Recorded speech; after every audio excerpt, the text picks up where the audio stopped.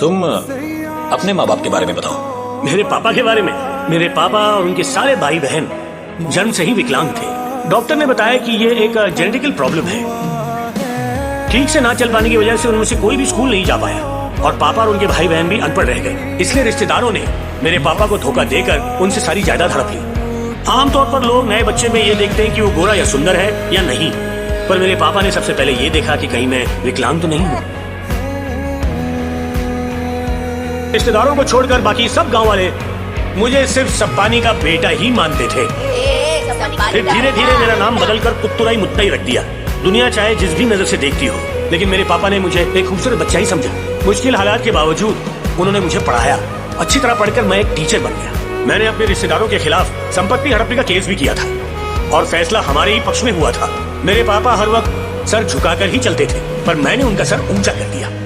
इससे पूरा गांव उन्हें इज्जत की नजर से देखने लगा, सिर्फ इसलिए कि वो एक विकलांग थे। मैंने कभी उनसे नफरत नहीं की और ना ही उनके साथ चलने में मुझे शर्म आई। उन्होंने मुझे पढ़ाया, इसके लिए मैं हमेशा उनका आभारी रहूंगा। पर आजकल के जनरेशन वाले बच्चे कल्चर चेंज, ट्रेंड, स्टाइल और ग्रिट इन सब में खो गए हैं। उन्हें अपने पेरेंट्स के साथ चलने में शर्म आती है। जमाना बदल गया समझी जी। हैप्पी के पापा के पास्ट के बारे में जाना, उन्होंने यहाँ तक पहुँचने के लिए काफी मेहनत की। In fact most of the people here are very good. तुम मुझे भगवान का दिया हुआ एक वरदान हो बेटा। तुम्हें पहली बार देखकर मुझे बिल्कुल ऐसा ही लगा था।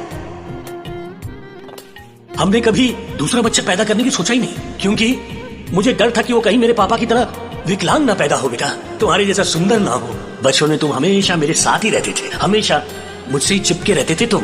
पर जैसे जैसे बड़े होते गए ना, तुम्हें मेरे साथ चलने में भी शर्म आने लगी, जैसे कि मैं कोई पराया हूँ। वो देखो, उस स्कूटर के पास हैप्पी है ना। अरे क्या हो गया? कहाँ जा रहा है? देखो कैसे हमें देखकर भाग गया।